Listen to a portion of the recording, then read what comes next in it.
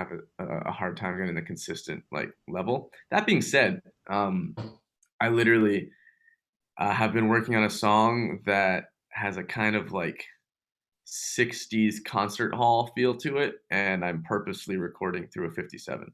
Mm. So it's it is doable. But the thing is that I'm bringing that 57 through a preamp, right? So my Yeah. next question would be, what preamp are you using to boost the gain It's signal? straight into Focusrite Scarlett 2i2 thing.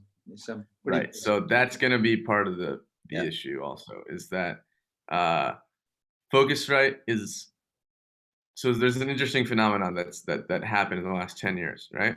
So the audio to digital and digital, I'm sorry, the analog to digital and digital to analog converters that are in your average Focusrite box are like light years ahead of what would have been in the top A to D DA conversion like 10, 15 years ago, right? Which is crazy if you think about it because they're so cheap. But the preamps are garbage. Mm. That's still a process that you have to pay pretty decent money to get a good one for. So you don't have to spend like crazy amounts. I mean, the one that I always recommend is there's this desktop preamp called the Focusrite ISA1. And the reason that this process is kind of more complex is because microphone signals are actually very low level and weak to begin with. And so they need to be they need to be amplified by multitudes of 1,000 in order for them to get up to what's called line level signal, which means like loud enough to be heard and manipulated. So part of what will happen is that you will be blown away if you buy an even somewhat decent preamp at how much stronger your microphone signal sounds. In fact, your microphone will sound different. I remember the first time I got a nice preamp, I couldn't believe that my microphone was the same microphone, in fact. It really makes it sound that much different. So that's part of the issue as well. The other thing is there's just a lot of vocal processing techniques that are required in order to get a vocal to punch through the mix and sound full. One of which is you need to basically remove all the dynamics from the performance. That means you need to compress the hell out of it, but without making it sound unnatural. The most basic approach for that in a nutshell would be what's called series compression, which is where you apply a high amount of gain reduction, so a high amount of compression, but across multiple compressors. So 2, even 3 compressors. Let's say you want to get 8 to 10 decibels of gain reduction. You would do 4 decibels on the first one, 4 decibels on the second one, maybe 3, then maybe 2 or 3 on the last one, right? And that slowly tightens it up. But yeah, that would be my main answer. Vocals are they're quite frankly the hardest thing to mix and produce. Yeah. And I guess I need to spend some money, get some decent kit, really. I think that's Yeah, I mean, like I said, you don't need to shell out crazy amounts, but unfortunately, vocals are one of those things where if you don't have at least honestly, the preamp is the most important thing. A good preamp will make a decent mic sound great, and a bad mic sound decent. But a bad preamp will make an amazing mic sound decent. Yeah. Okay, thank you. Yeah.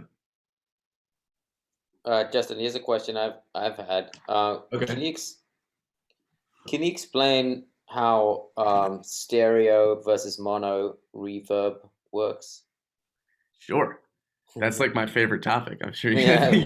think you know that. Because I think I heard you explain it once at some masterclass or something, and I thought it was really cool, and I was like trying to wrap my head around it, and yeah, it was like yeah. So okay, so who here uses? I know Becky uses Logic. Who uses Ableton? I know Sean uses Ableton. Who else uses Ableton? I use Ableton. Okay, Tristan, are you an Ableton guy or a Logic guy? Yeah, Ableton. Ableton. Okay, and Bob, are you Logic or Ableton? Logic. Okay, cool. So in this conversation, the Logic people are at a slight advantage, but that doesn't mean you can't do the same thing in Ableton. So with Ableton, as you may or may not be aware, you cannot use mono tracks, which means that every single one of your tracks is going to be represented to you in stereo, right? So the difference between mono and stereo is very, very simple. Mono can only be in one place at once in the stereo field, right? So it can be down the middle, it can be all the way to the left, it can be all the way to the right, wherever you want it, but only can be there. It isn't anywhere else, right? Whereas stereo can be everywhere at once if you want it to be. And stereo is actually just two mono signals put together. So right off the bat with reverb, there's a sort of simple thing to consider when we're talking about mono versus stereo reverb, right? Mono reverb takes up less space in your mix. Stereo reverb takes up more space in your mix. Now, there's also a bunch of differences between them, right? Beyond that. So if you want to, the way that I always think about it is a mono reverb, first of all, if you want to use that in Ableton, right? Ableton's reverb has a width setting. And in fact, most reverb plugins that have been made in the last year and a half or two now increasingly have these width knobs because they kind of recognize that tons of people are working in Ableton and that they're not able to do mono reverb in a kind of like effective way. The other thing that you can do, right, is you can just take a stereo reverb algorithm and slap on the utility and make it mono. Now, some people might argue with me on this, but I genuinely can hear a difference when I mono out a reverb from stereo versus just getting a plain actual mono reverb. So, for instance, when you would want to use a mono versus stereo reverb is kind of the whole sauce, right? So, if you want something to seem far away and deep, you would use a mono reverb really more because that's actually going to be tucked into the middle of the mix, right? And that's going to sound really, really far back. Now, a stereo reverb, if you want something to sound big, like really like larger than life big, that's when you would use the stereo reverb, right? Stereo reverb is going to spread things out. Now, there's also a bunch of really cool tricks that you can use when using mono and when using stereo. So there's this guy named John Haynes, who is one of these like mix engineers that no one really like, you don't really hear about him because he doesn't have his own plugins and he isn't doing a producer show or channel and all that kind of stuff. But if you look him up, John Haynes, mixing engineer, you will see that he has credit on most of the biggest records from the past 10 years. And he has this trick where his verses are in mono and his choruses are in stereo. And so that's also a trick that you can apply for reverb. There's a lot of mix engineers who in their verses will only send things to mono reverbs. And in their choruses, they will send things to stereo reverbs. And then the pre-chorus, it might be like somewhere in the middle, like scaling outward, right? So reverb is like a very confusing tool to start learning how to use properly because you can use it in a purely creative way, right? Which is like, hey, look, guys, I put it into reverb. Like, can't you hear it? That's so cool. It's in so much space. And for me, personally, I love that shit. Like, I'm a reverb junkie. But that being said, you can also use it in a way more subtle capacity, which is more for like a psychoacoustic application, right? So I don't know if like Abe showed you this, Tristan, in the mixing class. Take your Sorry. Oh, sorry. Okay. Yeah, but so if you take your dry sampled drums, right, that are literally sound like they're recorded, you know, like in Sahara, they're like so dry, there's nothing happening, right? If you slightly send those to a reverb that has like 200 milliseconds of delay, right, which is barely anything, that basically just sounds like you're clapping in your bedroom, that can make them sound better. It can make them actually sound more real. It can make them sound more alive and more glued with the mix, right? So one thing that you can use mono versus stereo for is like if you've listened to any, you know, rock record from before the year 1980, most of the drums kind of sound like they're in a room at the front, or at least they're just in one room, they're in one area, right? And so, you know, if you want your recording to have a more classic feeling, you could send all your drums or just all your sounds like as a glue reverb to a mono reverb, right? Or a tighter reverb in the middle. And if you want your song to sound super modern, right, you can send all of it to a wider reverb. Because the cool thing about reverb is it actually increases the width or depth in whatever direction it's going, right? Are you saying that's for stereo? It increases the width. Yeah. So But stereo. Sorry. I was just gonna say. I mean, if it's mono, I thought it could be just as wide, except that you can't really pan certain information left or right Well, no. So But it's the other way around, actually. So okay. you can pan information left or right with mono, Mm-hmm. but mono cannot physically be wide. So the whole thing with mono is that it's in one location in the Okay, stereo got it, field. got it. It actually like like it can't even be so like let's say you're using Ableton, right? Or Logic doesn't matter. But you know, if you go +3 on your panning, Yep. that means it can only be at +3. It's not at +2. It's not at +4. It's Right. not at +1, right? Whereas with stereo, like you might hear it everywhere. Um, yeah, so mono doesn't actually. This is like this is a good question because there's like actually a general misconception that like people think mono means that it's just down the middle. It's not. You can put mono tracks anywhere. In fact, like one of the ultimate secrets to mixing is choosing which sounds to have in mono and which sounds to have in stereo. So like since I do a lot of live tracking, microphones are mono, you know, so that means there's non-directionality, right? There's unitary directionality. So you know you can create stereo by basically that trick that I was telling Becky before about double panning. That's actually the trick for creating stereo guitars. Is you take one mono source, you pan it left, you take another mono source, you pan it right, and now you have stereo. But it's like more exciting stereo, right? So I actually do the same thing with reverb. There's like some really weird tricks that you can do if you like are interested in making more somewhat experimentally tonal music, right?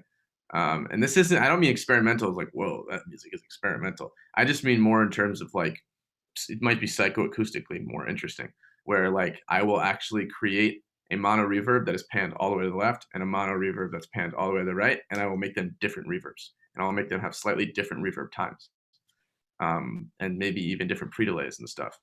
And I will send all of my instruments to both of them, right? And what'll happen is I'll create this really unique room that like doesn't exist. So that's kind of like what the whole mono versus stereo reverb thing is. Mono reverbs allow you to stack the stereo field with more interesting reverbs. Whereas if you really use one stereo reverb, like that's your stereo field. So you have to be really careful with like cutting out frequencies from stereo reverbs because they're going to bleed everywhere, you know? Like I don't know to the extent to which, you know, you're using sends in your productions returns that much. Yeah, I'll get to you in one sec, Maya. Um, but if you take your whole song and you want to make it bigger, right? So you send most of your stuff to like for your chorus, a 2.5 second reverb, like a huge reverb, right? If you don't cut out the frequencies below 500 and above 5,000, you just created soup. Like your mix is a disaster. So, you know, it's also important to be like to think about literally how much space do I want my reverb to take up? Where do I want it to be? And that's really when the difference between mono and stereo comes into play. It's a huge topic, in all honesty, but And I where hope where that helps. where do Yeah. you so does every reverb have that option to go into stereo and mono, or is it only some Well, no, reverbs? so it's usually like literally they'll have like width here. I mean, I could show you. Yeah, that'd be great if you can do a screen share. Yeah.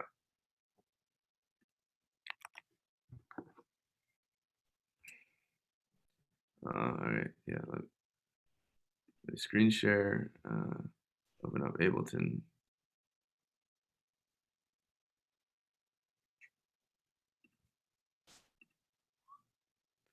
All right. Can we all see my screen? Yeah. Yeah, Oh, I forgot to share the sound. Sorry, hold on one sec. I have to reshare it. cool. I've never seen that before. Yeah. Okay, so I'll show you some of my favorite reverb plugins that I use. Right. So first of all, in Ableton's reverb, right, we have our stereo knob right here. So if you want to make mono, you just go 0. Otherwise, you're starting with 100% stereo. Now, what's cool about this knob, right, is that you can full on like make it kind of like tucked, or you can make it like super wide. Now, let's take a third-party plugin. So this is a plugin that I love to use. This is a plugin called TAETRO, which is a crazy, crazy reverb plugin. And so you have this early and late mid stereo thing. So this is their way of doing width. So you would have to, or sorry, mid side. So, you know, with this, you would go like that if you wanted it to be mono. And you go like that if you want it to be like super stereo. And then this is going to be kind of like your like your middle ground. So there's one. Then you would have, let's see, like this one from Slate Digital.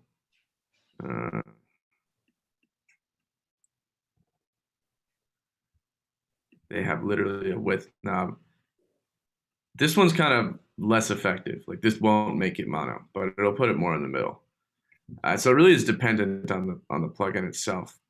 But like this one reverb that I've been gravitating for lately for like my room tone reverb has been the SSL Flex Verb. And this doesn't have any width options on it. It's actually a little frustrating to me because I've wanted it to be really wide before, but it won't get wide. That being said, though, I love the tone of it, so I'm not really bothered. Yeah, I mean, then you got this reverb from Softtube, which I love. Is one of my favorite room reverbs, but again, this doesn't have a width control. So it depends. I mean, this is where like literally monoing out the signal becomes quite useful. You just drag on a utility and you click mono, and then there you go. You also could just take the width knob and reduce the stereo width if you don't want it to be fully monoed. Would you have to do yeah, that I mean, on a send if you don't want to make your actual sound mono, right? Yes. So when Max is asking is actually specifically referring to sends and returns. Okay. Yeah, using reverb in mono or stereo on your sends and returns. I mean, a good way to start experimenting with this is take a project that's pretty much dry, right? That you haven't really applied much reverb processing to, and create one mono reverb and one stereo reverb, and experiment with sending different instruments to them and see what how the difference in feeling starts to add up. Cool. Awesome, thank you.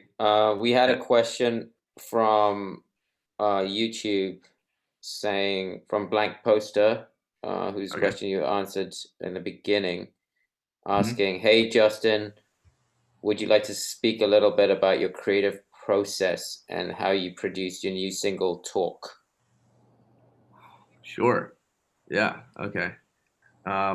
First of all, what is, for those of us that don't know your single, Talk, what style is it? Like, what do you want to play it, or? Yeah. I'll just like kind of play like a minute or two of it, skip around so you guys can hear it. Just make sure to share the audio as well as yeah.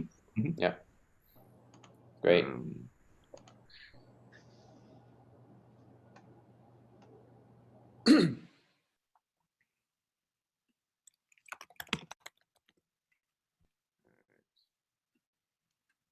So let me share my screen. When did you release this? This was, oh man, I don't actually know. I think it was released in mid-February. That sounds right. Yeah. Okay, so it was recent. Yeah. Yeah, pretty recent. Like, can you guys hear it? Yeah. Yeah. Okay. Yeah.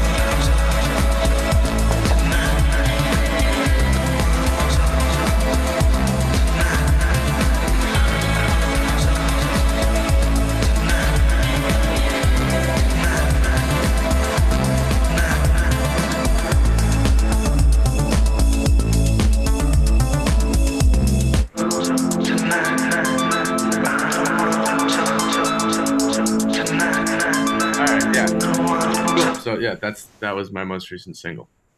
Awesome. Sounds great. Brilliant. Thank you. All right, yeah. So, yeah, this is a great question. This is actually a fun one in terms of how this happened. So, as the YouTube, the guy that's on YouTube may or may not know, I live in New York City.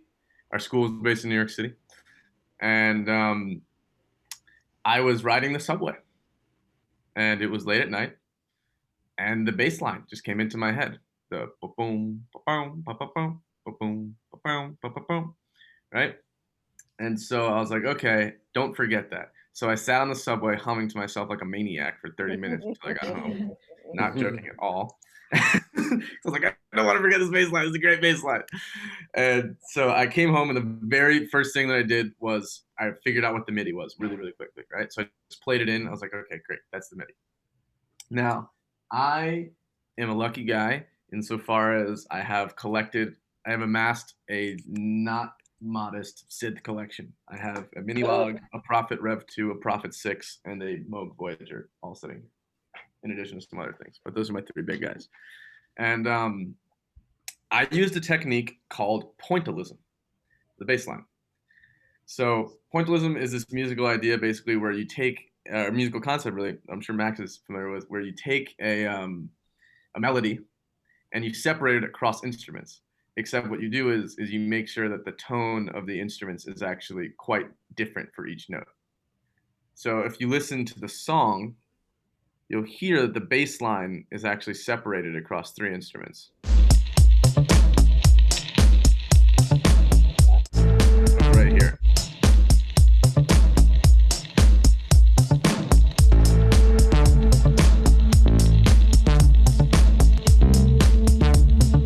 And so what really took it to the place where I realized it was like, oh, this is something interesting, was the right? Because that's actually not really a bass sound. That's more of like a low mid sound. So underneath it is a sound that's going, but your ear doesn't really get attracted to it. So that was the very first step of the process, was just, okay, let me get this bass line separated onto the instruments how I want it, right? So I did that. I believe I used my Mini Log, my Prophet, and my Voyager. So it's a nice chunky, analog bass groove. Then next thing I did was I recorded a kick drum. I have this kick drum module. I can show it to you. It's sitting right here. Called the M-Bass 11. If any of you want the craziest sounding analog kick drums that you've ever heard, this is your guy. It's a very, like, Depeche Mode uses it for their stadium performances. That's not why I bought it, but it's sick. So anyway, so that's where the kick drum came from, right? And now you'll remember that earlier in this discussion, I talked about making sure that your source sounds are good, right? So right off the bat, I have 4 really great source sounds that I'm working with. And then what I did was I was like, all right, lately I've been really into rock. I've been really into my rock flow. And so I'm going to make live drums for this. So the drums in this song I tracked in my studio that you see right here.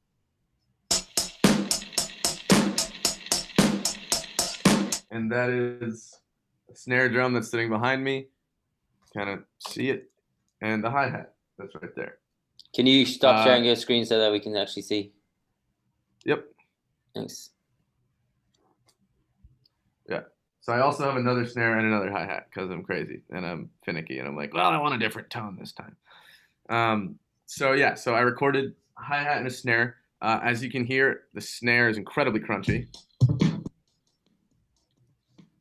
And so the crunchiness of the snare comes from, and this kind of alludes to your next question, Jeff, but it comes from overdriving the preamp when I was recording it. So I purposely recorded it distorted, so I don't have to do any CPU processing, right? Then the next thing that I did was I had this groove, and I'm not sure where it came from or why, but these vocals came into my head. I don't want to talk, I just want to go out tonight, right?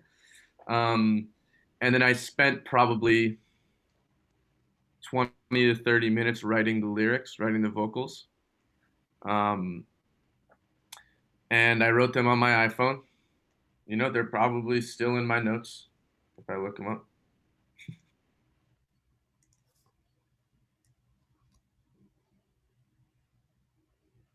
Yeah, these are actually the vocals right there. Those are the lyrics.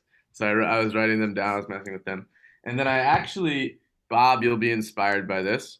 I used a 58 to record the vocals. I was Excellent. just standing right there, and I was like, you know what, man? I don't want to like set up my tube microphone and wait 20 minutes for that shit to heat up. So I'm just gonna stand here and record it with the 58. And I recorded it through the Heritage Audio 1073 clone that I have, which makes it sound super fat and juicy, which is very nice. Um, and so, yeah, I started kind of messing with an arrangement with it. And I got a lot of work done in one session. I basically probably did 5 or 6 hours straight. And I remember I went for a walk that night and I listened to it in my earphones. I was like, oh man, I'm so happy with this. This sounds great. I was like, but I know I can do more. There's more that I can do. And so that's when I started adding the guitar work in. Um, and the guitar work is all live tracked. I have a vintage Fender amp from 1967, which is like my favorite thing in the world. And I recorded that with, you know, a microphone from Telefunken. It's called the Copperhead CU29. And I came in through Universal Audio preamps, the Twinfinity stuff. And yeah, I mean, I put a lot of reverb on it when I recorded it, so it came in sounding like that. And then I still felt like something was missing. I couldn't figure out what it was. I felt like it was a little bit boring. I wanted it to be really dynamic, and so that's when I kind of came up with this idea for the this final part, this chord change up.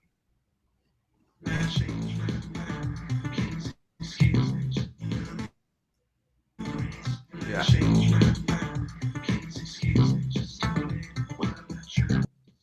Oh, sorry. I guess I gotta share it again real quick.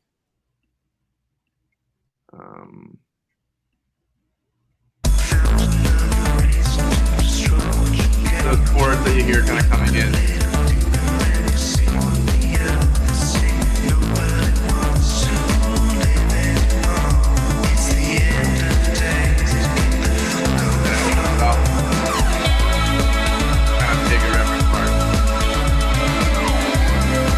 So like for me, I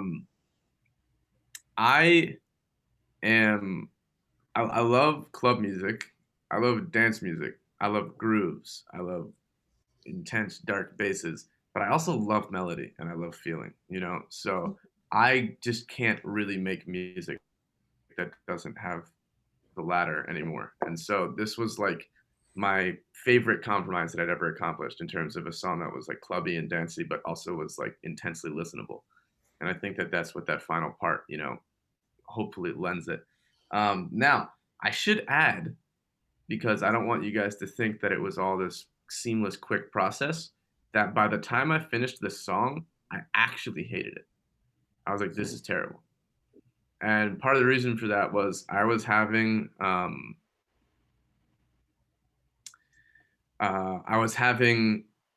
a really hard time getting it mixed the way that I wanted it. And I just kind of left it. I was like, fuck it. I'm done with this. I'm over it. I don't need to do anything with this. Like, and it was very sad because I was incredibly excited about it when I first made it. A few months go by. And this is actually really, really funny how this happened. Wow, I forgot about this. Okay, so I made that last summer in July or so. And there was the remixer on the song is this guy named Damon G, who's like a huge indie dance, a huge indie dance guy, like, and does like techno and stuff. And he's a very, very big popular producer right now, like Macioplex playing a lot of his stuff. And the label that I was working with said, hey, we're gonna reach out to Damon G to do a remix for your next release. I said, great, let me send you the track. And just because I guess I'm horribly misorganized, I had 2 songs named Talk, and I forgot about this. I made a song earlier this summer called Talk, and it could not be more different. I think it was called Talk to Me. It's like super intense and kind of scary, like way more techno. And for months, I was convinced that this is what the guy was working with. So I sent him the stems, and we got a message back a month later, and he said, "I think you sent me the wrong stems." I was like, "What do you mean the wrong stems?" He said, "Can you send them again?" I was like, "Okay." So I sent him the stems again, and he goes, "These are the wrong stems." I'm like, "What are you saying? Like, these are the stems for the song." And as it turns out, I had sent them this song instead of the other song that I thought I had sent them. And so I talked to them. I was like, "Yo, like, this isn't the song that I agreed to release with you guys." And they were like, "Honestly, man, like, he's such a huge artist. Like, it would be really, really good if we were able to, we really need this. So at this point, like, this is the release. You have to send them the tracks." And I was like, "All right, whatever." And I got all like cranky about it. And I sent him over the stems, and he remixed it. It sounds super sick. And then we sent it out to get mastered, and I got back to master, and I was still like, I hate this, blah, you know. And then like 2 days before it came out, I got the Spotify pre-order or pre-save, and I hadn't heard it for months. And I listened to it back, and I was like, wow, this is so sick. Like I can't believe that I like hated this. And it just goes to show, like even for that song, or for someone like like me, who's been doing this for a long time, and fairly high level with it, like there's times when my process gets completely destroyed, and I end up in a space where I hate something that now I think is actually one of the best things I've ever made. So it's very weird. Yeah, to answer your question, Jeff, the modulated synth part at the end there was the Prophet Rev 2, which is the update of the Prophet 8. Yeah, that sounds super cool. Thank you, man. Thank you. Yeah, and so I just had the LFO synced to the BPM of the track, so it was opening like that. Yeah. Max, so Jeff had lobbed a question into the chat. I'm gonna answer that one. Cool. Yeah. Right, yeah. Well, actually, wait. Can I just ask one thing, which is connected to what you just talked about? When you're using those synths, are you programming MIDI and then having them play through MIDI, or are you playing them in, like, recording them in live as audio? Right. Great question. No, I sequence them as MIDI, right? So I have a MIDI, like an eight channel MIDI interface that my whole studio is like hooked through. And so yeah, I create the MIDI, and then I sequence them with that MIDI, and then I record them in as audio. Yeah. Okay, great. Yeah, good question. Okay, yeah. So for those of you who don't see it, Jeff asked a question in the chat. How do you approach saturation? Order of plugins? Which plugins? How much is too much? That's a great question, especially that last part. If you're going for thickening versus outright distortion, is the right approach to add multiple plugins, or with each you only add enough to hear thickening without it breaking up? That's a great question. This is, alongside reverb, probably my favorite topic.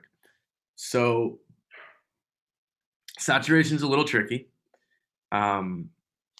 I have become a bit of a saturation snob in the past year, because I started getting more into outboard gear, and I'm obsessed with analog saturation now. That being said, there's some good plugins. So the best plugins are probably the ones that you haven't heard of, because they're more marketed towards mixing engineers than producers. I'm gonna just write them down in the chat. I'll also name them. But so this is the best. These are my favorite plugins for saturation. The first one is from this company called Kazrog. It's the True Iron, and it actually models analog transformers. That's its only job. I don't know what you guys know about transformers, but that's the shit that gives it the juice.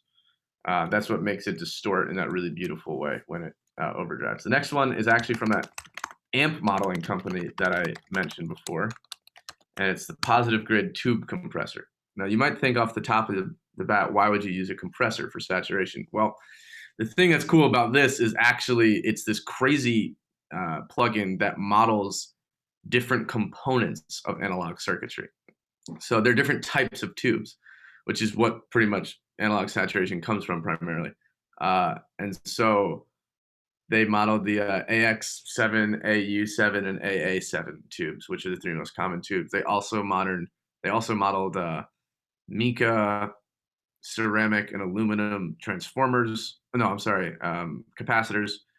and they have another tube output stage, and then they have a transformer modeling. So like you can get crazy with modeling saturation with this thing. It's probably, I'm not gonna lie, it's my go-to saturation plugin more than anything.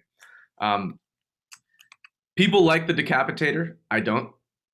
I think it sounds actually quite digital. If you happen to have Universal Audio, Thermionic Culture Vulture is the ultimate, you know, kind of the holy grail of in the box saturation, I think. That would be from UAD. And then also actually the Helios Type 69 channel from UAD, when you overdrive the preamp, sounds outrageous. So let me Sorry, know. are you guys seeing the chats, the typing? Because I'm not. Click on chat. Oh, I sent it privately all to Maya. Maya. It's really funny. I see it. That's really funny. Sorry. What did I do? No, it's fine. It's totally fine. I don't know how. Okay, there we go, guys. Sorry. Thanks. Okay, so those are, yeah. So this one is also great. The SSL saturator is phenomenal, and also all of the Slate digital stuff. Specifically the preamps. The preamp models saturate so nicely. So, all right. So I'm going to answer your question now. Actually, so saturation. Here's the thing. Don't apply it directly to the source unless you want to change the source. Saturation in parallel is like the magic fairy dust of mixing. So I use the positive grid tube compressor in parallel offensive amount across my mix, to the point that I actually sometimes do no processing to my source audio and only send it like to my percussion and only send it to a parallel version of this, and it sounds exactly how I want it to sound. Like, it's amazing. The only thing about that one, the reason I use it in parallel is because it sucks out a lot of the low end. So sometimes it can make it too thin. But the thing is that when you're blending that signal together, you're getting the fullness of the original source with the thinness, punch, and grip of the tube compressor, and it sounds incredible. Now, in terms of this kind of what you were referring to as like series saturation, right? Which is like if you were to apply saturation slowly over time, that's great to do when you're doing saturation with modeled preamps. So if you have the Slate digital stuff and you take their 1073 or their Telefunken 76 or their Hollywood, New York, or London modeled stuff, and you start driving all of them a little bit until the final one starts distorting, you're going to get some really amazing results, like really amazing results. Actually, I was kind of blown away. It sounded pretty analog. So that's amazing.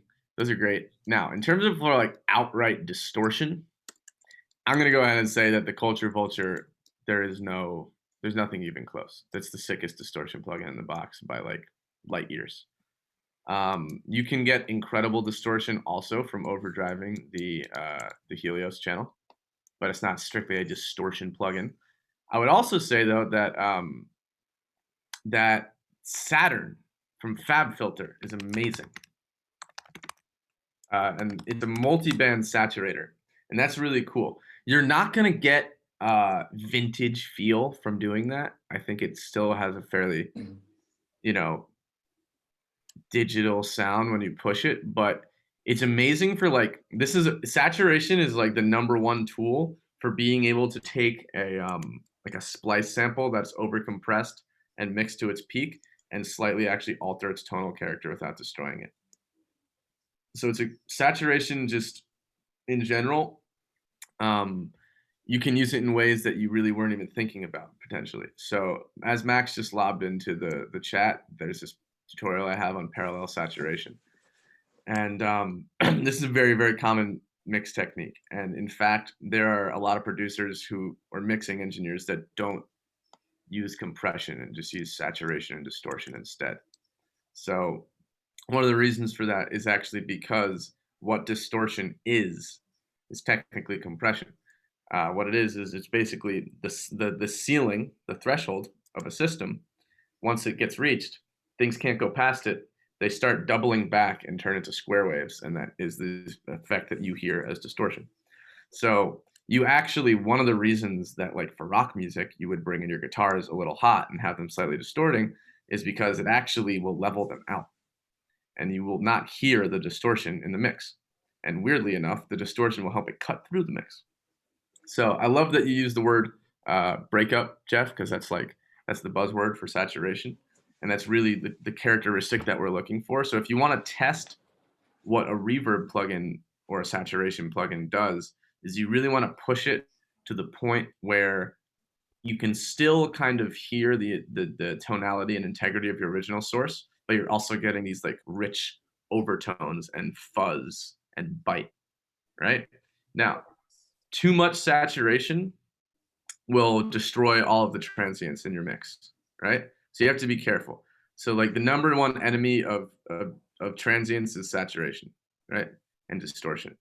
Because that's literally the first thing that's going to peak at the ceiling, right? So it's going to roll that off. So that's also, though, a really useful piece of information to have, all right? So if you have a sample that's too harsh and you're EQing it and you're like, well, that just makes it sound a little dull, try pushing into a little bit of distortion and a little bit of saturation, and it'll actually smooth out some of those sharp peaks.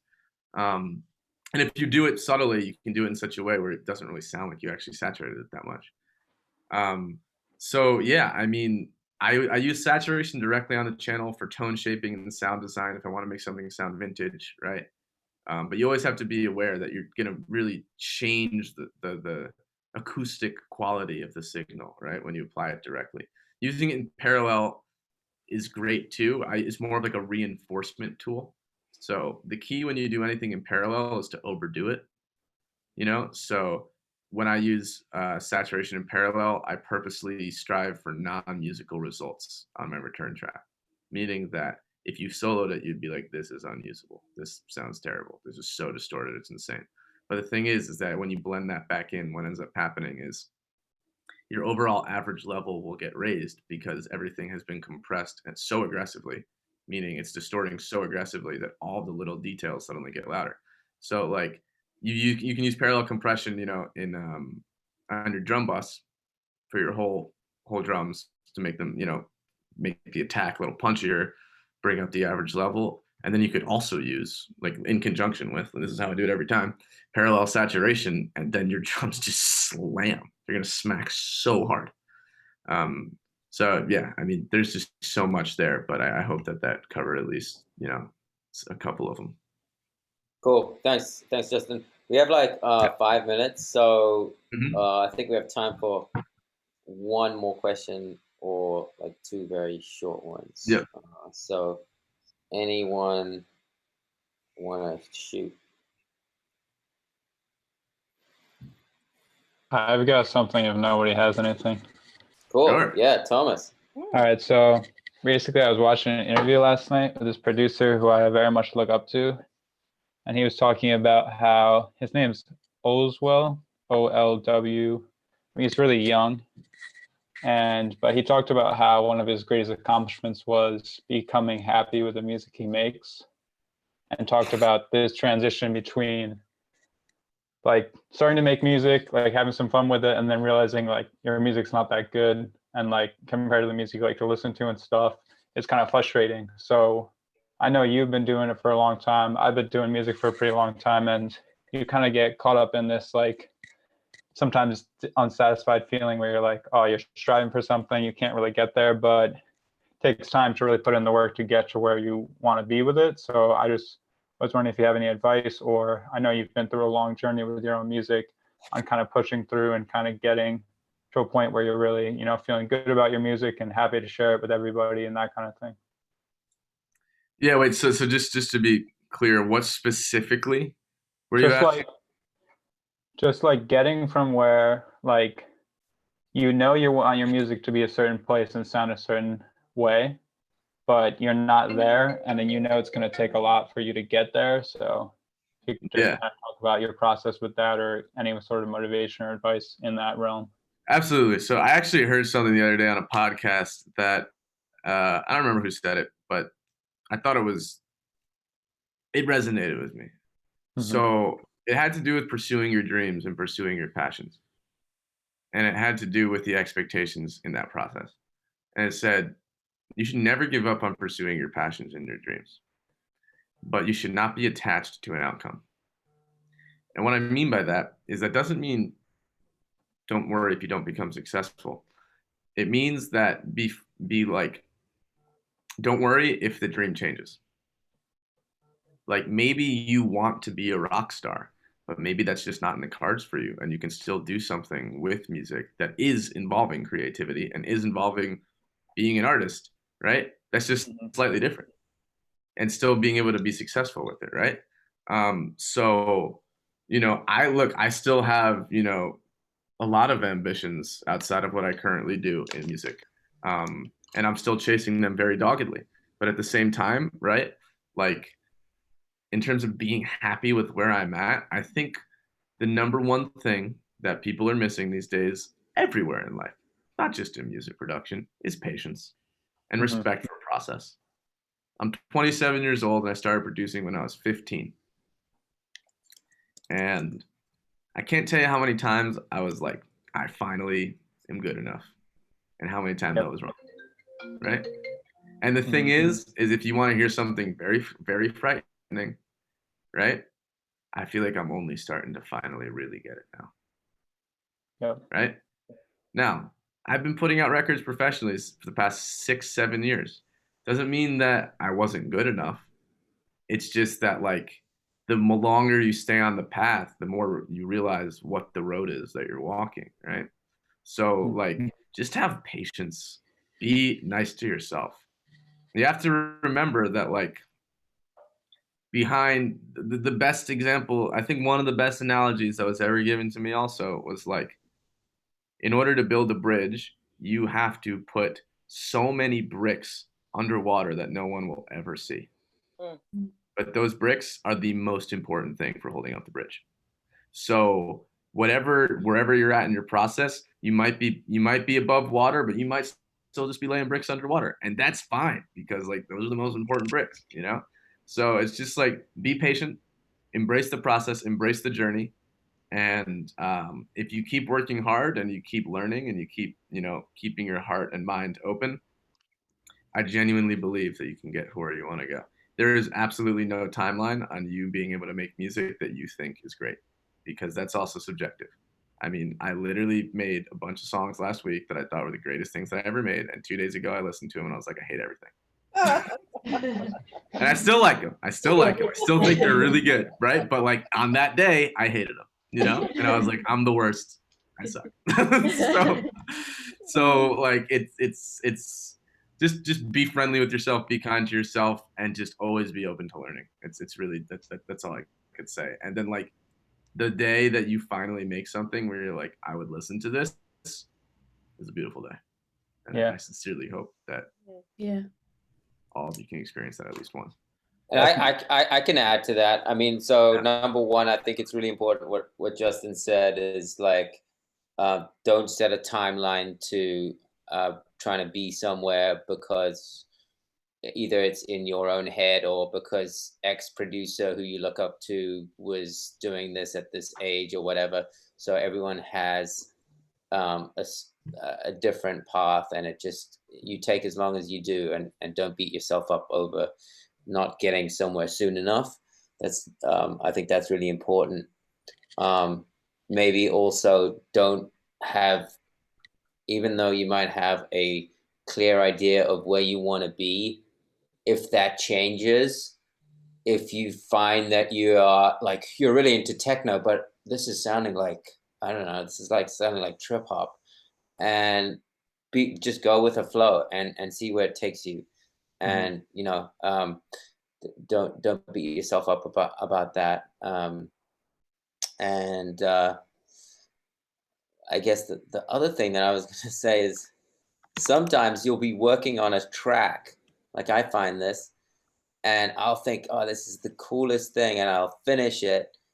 And then like, you know, you're done with it, and then it's like, it still needs to be mixed and then mastered, and then like, it'll be like months, or you like let it sit for some time, and then you've learned all this other stuff already. or you've like got a new instrument that's like blows everything else out of the water, and you're like, oh, now all my music sounds shit because I just have this new dope instrument that I'm gonna make all my music with. But it's not true. Like that music that you made, okay, maybe it sounds different. Maybe you now have something that you think sounds better, but that music is still a record of where you were at a certain place at a certain time. And I think we just have to learn to accept that and appreciate that. And it's more like just marking our journey as a musician, and every piece of every point in our journey is just as valid as the next. 100%. I would add only just one final thing to that, which is the hardest thing for an artist sometimes to remember is that once you've finished your art, the second you release it into the world, it's no longer yours. It's not for you anymore, right? I'm serious. So like, if people like it, it worked. Like dude, do you know how many songs I have that people love where I'm like, you like that one? I'm like, whatever, like, cool, like, great. I'm genuinely happy. Like, I'm glad that this moved you in a positive way. So just also always remember that, like, because yeah, like Max said, dude, you're always gonna be growing. You're always gonna be learning. You're always gonna be like looking back on your past work and saying, oh, I wish I had known this then, or whatever, you know? Definitely. I think something that's ironic about the whole conversation we just had is that, so I was looking up interviews with this guy because I've been listening to a bunch of his music recently. And in their interview, I knew he was pretty young, but I found out that he's 16 years old and he started producing when he was like 11 or 12. And I was like, I've been so blown away as music. And I'm like, if I could just make music like this guy, I'd be so satisfied. And then I found out he's 16 and he uses Ableton and everything, but he's pretty much just inside the box, but he makes incredible sounding stuff, man. Yeah, well, check this out. Let me tell you something about the ages of 12 to 16 or 11 to 16. You don't have a job. Yeah, I thought the same thing. When I was watching. You don't really have to do school if you don't want to. Like, you gotta go, but like if you're getting C's, no one fucking cares. Like, yeah, no, so like, true. you have all the time in the world, and when you're a kid, you're obsessed, and you got it, you know. So Yeah, it's like, yeah, that's realistic. If you start at 12, you could be banging music by 16. Yeah, this whole collective is like all around that age, and they're making some awesome stuff. And it reminds me when I was for you. Yeah. What did you say? Oh, go ahead, Thomas. When I was like around that age, a little bit older, when I was in high school, like all I did was just go to the library and make music 24/7. And it's like some of my best work came out of that because I was just so ingrained and so obsessed in that, you know. Yeah. Well, dude, also when you're 16 years old, you don't care about mixing. You don't care about mastering. You're just like, yo, does this slap? Like, does this make my friends want to party? Is this something I want to smoke weed to or whatever the hell it is? You know what I mean? Like, that's all that matters. You're just like so happy that you like made something, and like that's the state you want to return to. Just be happy with the creation. Creativity. Don't get caught up in like all this nitpicking nonsense. Like, does the music make you happy? Does it move you? The answer is no. Move on to the next song. Mm-hmm. Yeah. Awesome. Cool. Awesome. Thanks, Justin. Guys, I think we've come to the end of our time, but thank you so much for joining. Great to see all the familiar faces, and thank you so much, Justin. Thank you. Sharing your knowledge. It's brilliant. Justin, Thank you thank very you. much. Pleasure. Thanks a lot. Fantastic. Excellent. So we're going to continue this. In fact, I also wanted to add that actually Justin is donating his time, and all the instructors that you're going to be seeing on this series are donating their time due to what's going on in the world right now, where being connected is even more important than it was before in many ways. So thank you for that, Justin. Thank you. And it'll be a different instructor next week. We'll keep you posted on that. You'll find the instructions on how to join. It'll be a Zoom meeting like this one, and we're just going to be rotating different instructors. Obviously, if you have any questions, I think everyone here is pretty much a student, so you'll know how to reach us. But otherwise, you can just reach out to hello@343labs with any questions. And yeah, thanks so much. We'll see you next week. Thank you. So long, guys. Bye. Be safe and healthy. Keep well. All right. Thank Cheers. you. See you. Thank you. Thanks. Bye. See you soon. Be well. Stay safe.